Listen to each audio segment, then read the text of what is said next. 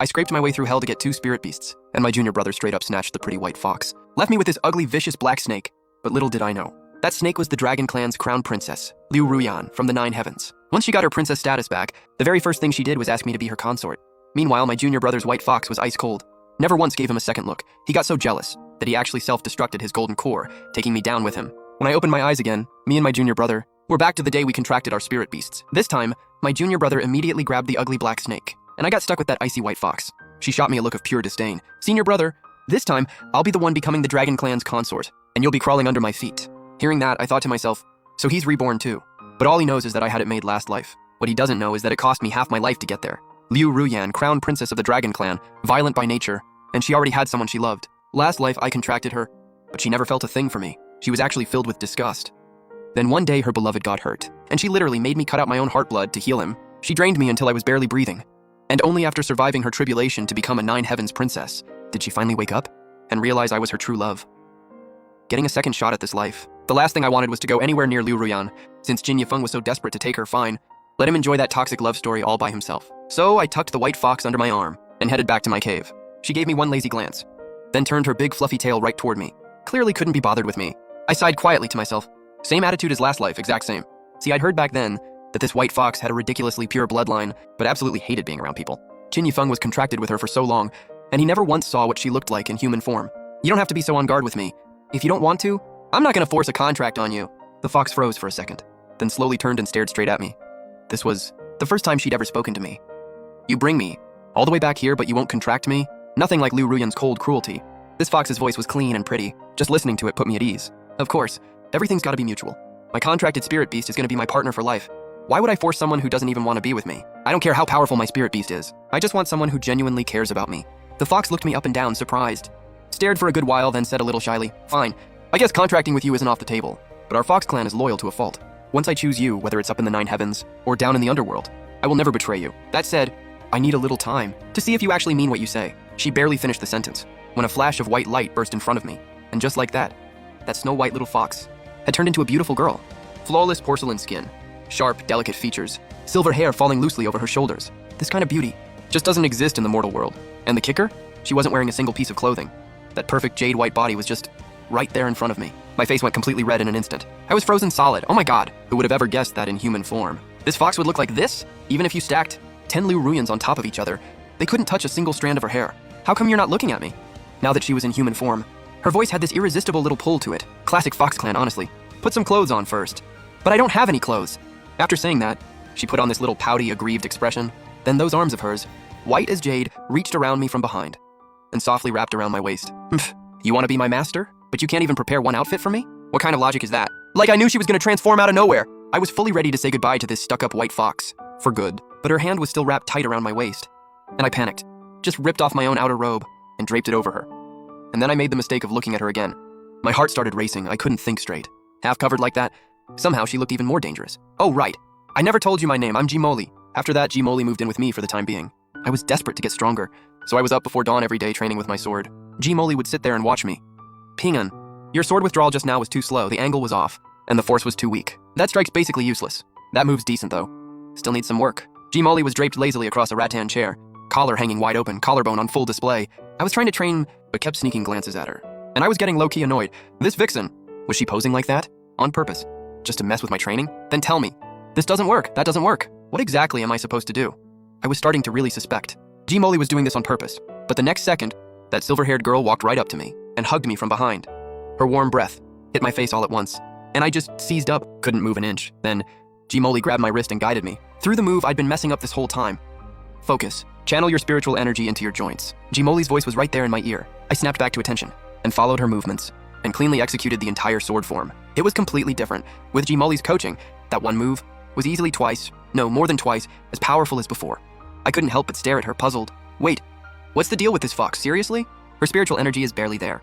She looks completely fragile, but her eye for detail is terrifying.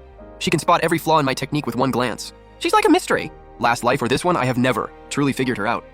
I was about to ask her something when, suddenly, I felt a massive surge of energy nearby, coming from Qin Yifeng's cave. I grabbed G-Molly and ran over to Qin Yifeng's place to see what was going on. There was Qin Yifeng, collapsed on the ground looking pathetic, staring up with puppy eyes at the woman standing in front of him. A dark, intimidating woman in black, the kind you know not to mess with. but I knew her all too well. It was Liu Ruyan. You disgusting man. I've already told you I don't want to be contracted with you. When are you ever going to break this contract with me? Liu Ruyan had Qin Yifeng by the throat, screaming at him. He could barely breathe, but still managed to look up at her with those sad, lovesick eyes. Yan, I genuinely like you. Liu Ruyan's face went dark. She threw him aside without a second thought, and Qin Yifeng hit the ground with a thud, right at my feet. Junior brother, what happened to you? Why are you out here brawling with your own spirit beast? Qin Yifeng was about to say something when his eyes landed on Jimoli, and he just froze, eyes wide, completely stunned. A second later, pure jealousy flooded his face. You're that white fox? Why did you transform this early this time around? Why didn't you, no matter what I did last life, never show your face to me? Jealousy was twisting up his face. He took a step forward, reaching for Jimoli's sleeve, and I blocked him. Jimoli is my spirit beast. Isn't your black snake right there? I pointed over at Liu Ruyan. Qin Yifeng snapped out of it and forced himself to stop looking at Jimoli, then turned his full attention back to Liu Ruyan. The two of them started their whole back and forth again, and within moments, a crowd of sect disciples had gathered. What even is this? Why is Junior Brother being so desperate with his own spirit beast? Seriously, that black snake is way too out of control. They're already contracted and she's still trying to hurt her own master? Wait, look at Senior Brother's spirit beast. Oh my god, she is gorgeous. That white fox is unreal. Even if she's not that strong, totally worth it. Hearing people talk about how good she looked, Jimoli's lips curled up in a little smile. Then she turned away so I wouldn't see. Little did she know I'd already caught every bit of it. That fox has always been a little vain. I knew that already. And right around this time, our master came rushing over when he saw his precious disciple literally groveling at the feet of a little black snake. His expression went ice cold. You wretched beast! How dare you act like this? Master raised his hand and sent a palm strike straight at Liu Ruyan. Junior Brother let out a yell and threw himself in front of Liu Ruyan. Master, please don't hurt her. He'd barely finished saying that when he coughed up a mouthful of blood. Master looked heartbroken. Yifeng, you're really going to protect this beast? Liu Ruyan is my spirit beast. No matter what she does, I'm always on her side. Junior Brother kept yelling about how much he loved Liu Ruyan, totally blind to the disappointment in Master's eyes, growing deeper by the second. Nobody asked you to butt in and protect me, you filthy Taoist. How dare you lay a hand on me? Master caught completely off guard. He felt a sudden sweetness in his throat, almost coughed up blood himself. I rushed forward to steady him. You insolent beast! You dare raise a hand against the sect leader of Liu Yun sect? Qin Yifeng went pale as a ghost, but still stood in front of Liu Ruyan, begging through tears. Master, please, spare Liu Ruyan. She's not a bad person. It was me who forced the contract on her. That's why she's angry. It's all my fault. Punish me instead. He was betting on the fact that with how much Master spoiled him, this whole thing would get swept under the rug, and Liu Ruyan wouldn't actually be punished. Since you're so dead set on pleading for this beast, go take 50 lashes at the discipline hall, and the sect tournament in 3 years, you will compete. Only the winner gets to become the next sect leader of Liu Yun sect. Junior Brother's eyes went wide instantly, face full of disbelief. He went pale as a sheet. Taking 50 lashes? Sure, that hurts. But it's survivable. Just a little pain and it's over. But what Master said after that sent him into full panic mode. Because Master had already privately told him that he was the chosen heir for the next sect leader position. As long as he kept his cultivation up, it was basically a done deal. So he'd never really felt any urgency about it. But now Master was saying loud and clear, only the winner of the tournament gets to inherit Liu Yun sect. What was he supposed to do now? Out of every disciple in Liu Yun sect, I had always been the strongest cultivator. If he had to fight me, there's no way he'd win. Qin Yifeng scrambled to go back and plead with Master again, but Master was already gone without looking back. The rest of the disciples figured the show was over and started clearing out, throwing a few parting shots at Qin Yifeng on the way out. Well, this is something. Junior Brother's gotta go head to head with the strongest fighter in the whole sect. Good luck with that. Qin Yifeng was fuming, glaring at me. What's your problem, Junior Brother? Why are you so worked up all of a sudden? Is it because you know you can't beat me and you're scared? Qin Yifeng had no comeback for that. He seemed to remember something and let out a cold snort. Don't get too cocky. In 3 years, I'll take you down. I said it before. I'm going to grind you into the dirt. And with that, he ran off toward Liu Ruyan all starry-eyed, softly asking if she'd gotten hurt anywhere. Jimoli rested her chin on my shoulder. You sure this Junior Brother of yours isn't the spirit beast here? He wags his tail better than an actual dog. I burst out laughing. This fox, her tongue is lethal. I knew exactly what Qin Yifeng was thinking. He just wanted to keep working on Liu Ruyan. She's the crown princess of the 9 heavens, if she actually wanted to. Help him. Take the top spot in the tournament. How hard could that be? I shook my head, thought to myself. Poor naive kid. It's not going to be that simple. After that, I dragged Jimoli into a non-stop grind. I wanted to get stronger. So bad.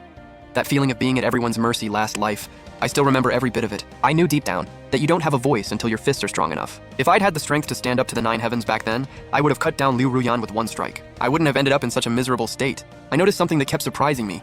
No matter how fast I improved, Jimoli always kept up with my pace. Her spiritual energy hadn't grown at all, but she could always cut straight to the core of my training issues. That kind of insight, probably not even Master could match her. Days went by, and news about Qin Yifeng and Liu Ruyan kept making the rounds. By now, everyone in Liu Yun sect knew that Junior Brother had become a beast simp, going out of his way every single day just to keep Liu Ruyan happy. All his time went to chasing after Liu Ruyan. He hadn't stepped foot in the training ground in ages. Looked like he'd fully committed to taking the easy way, but that shortcut was never going to work out for him. Because on that very day, Zhang Lingfeng finally showed up. As the young lord of Penglai Isle, Zhang Lingfeng had serious status. He walked right in and became Master's disciple, becoming the new Junior Brother. On top of that, he was good looking, easygoing by nature, and quickly won over a ton of people in the sect. What really got under Qin Yifeng's skin was that Liu Ruyan suddenly made up her mind. She was breaking this contract no matter what. That day, I was heading back from the training ground with Ji Moli when I heard Qin Yifeng's gut-wrenching scream.